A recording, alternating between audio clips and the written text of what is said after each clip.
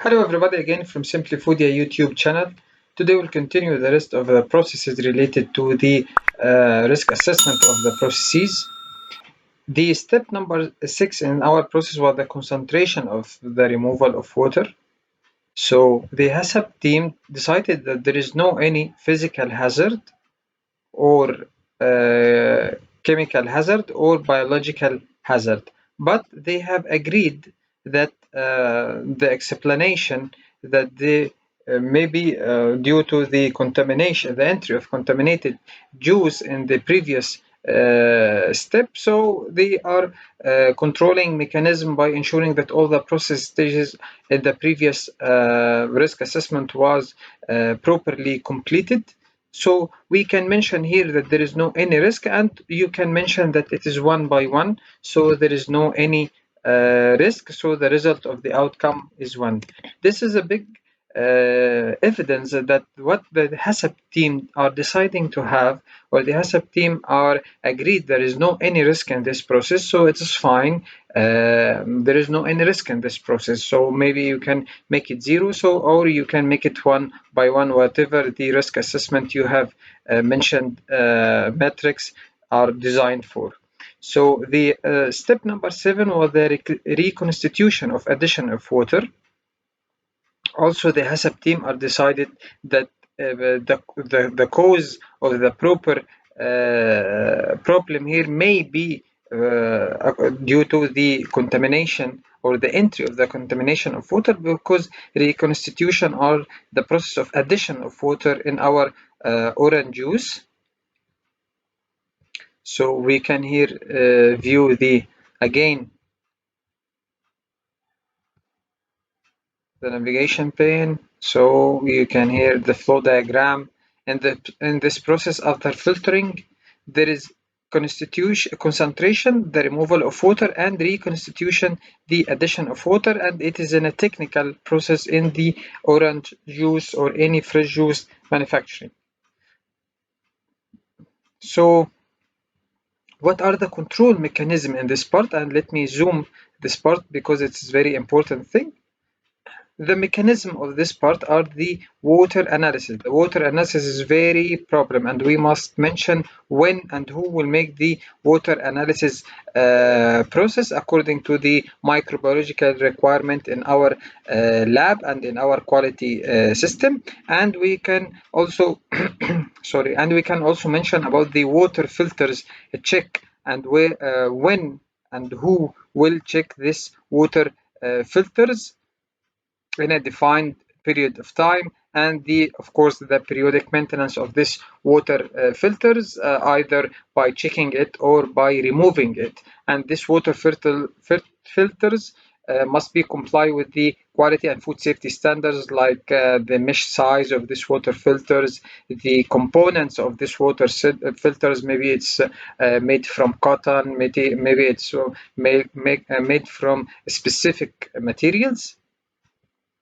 So these are the control of the physical hazard in the reconstitution or addition of water process. The second thing about the chemical hazard. This about the chemical hazard, as I have mentioned.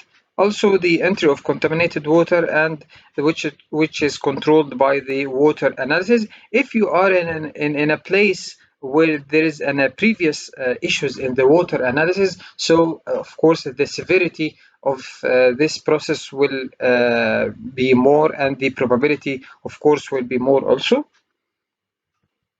So it is upon the agreed of the commitment and the committee of the HACCP team from different departments. And the biological hazard, maybe it's also severity by probability, also the root cause of the entry of the contaminated water, and also very important process about the water analysis monitoring program, which is a very critical in any beverage industry. The water analysis monitoring program and water analysis testing, either it is weekly and monthly, and you must mention what are the corrective action taken when the sampling of the water analysis is higher than the limit. Now we're gonna go to the title of our video today, the pasteurization or the food or the thermal food preservation, which is why it is a CCP according to the risk assessment, and how we can make this table of the risk assessment. The physical hazard, there is, and we have mentioned that the severity are 1 and the probability are 1. Okay. Also, it's about brainstorming. It's not science. It's about brainstorming. The HACCP team, they have decided, and that after all the committee agreed that there is no any physical hazard in this pasteurization process. So the reason or the explanation of this hazard, that there is maybe the entry of contaminated water or previous process in the orange juice, and here the control mechanism, also the water analysis monitoring in the pasteurization process, and all the previous processes are well defined, because pasteurization mainly about the killing process. Now we are talking about the physical hazard from the pasteurization process. Let us focus. We are not talking about the physical hazard from the product itself or from the orange as a fruit itself. No, we are talking about the sorry, we are talking about the contamination or physical contamination from the pasteurization process.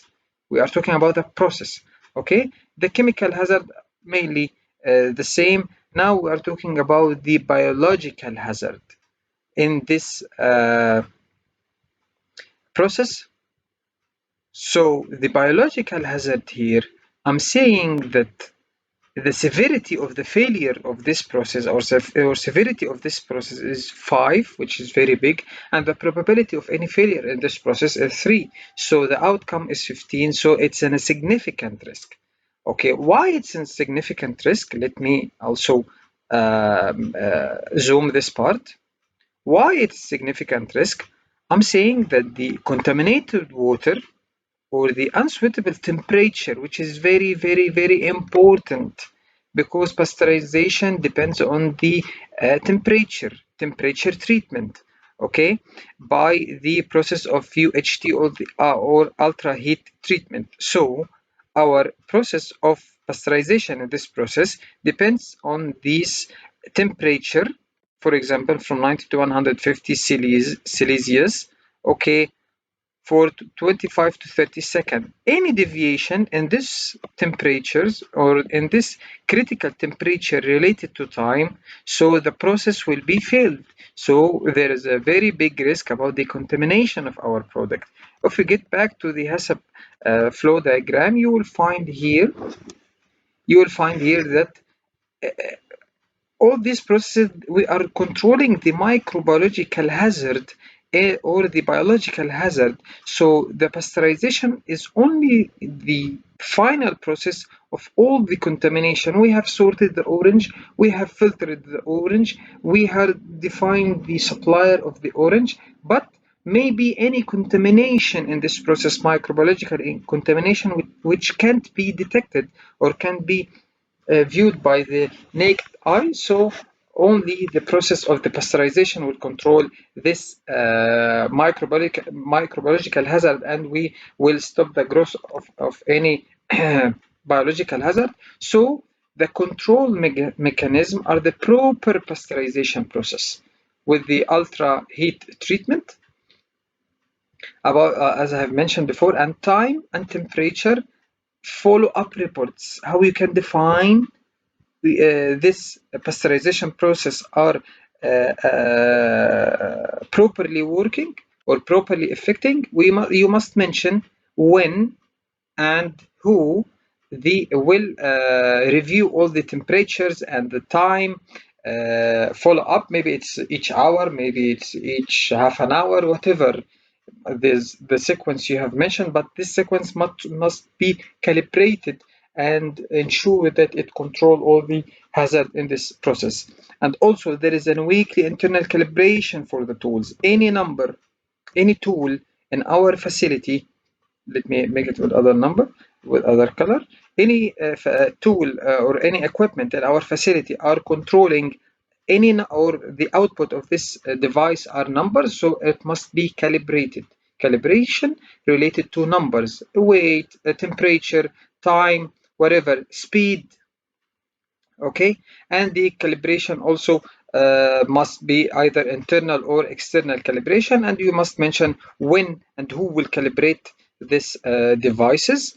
Okay, and also the preventive maintenance of the pasteurization machine itself, or the pasteurization equipment itself. What about the preventive maintenance? The maintenance team must have and ensure that it's a properly flow of the liquid in the machine, and also they control other side of the microbiological analysis of the finished product. So by this way, I have controlled as I can, as in a facility, all the CCP or all the microbiological control in our process. So about the decision tree, as I have mentioned, after answering the questions from 1 to 5, there is no any process in the flow diagram controlling any of the microbiological hazard instead of the pasteurization process. Even after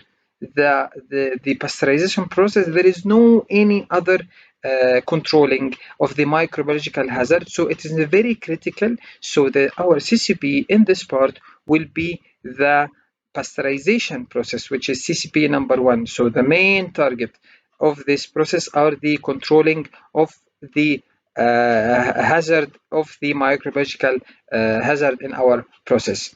Thank you so much, and I hope you find this video helpful. Please don't forget to like and share our content, and thank you, and wait for us in the upcoming videos. We are gonna complete all the HACCP plan to define a complete and generalized HACCP plan. You can use it effectively in your facility. Thank you so much, and good luck for all of you.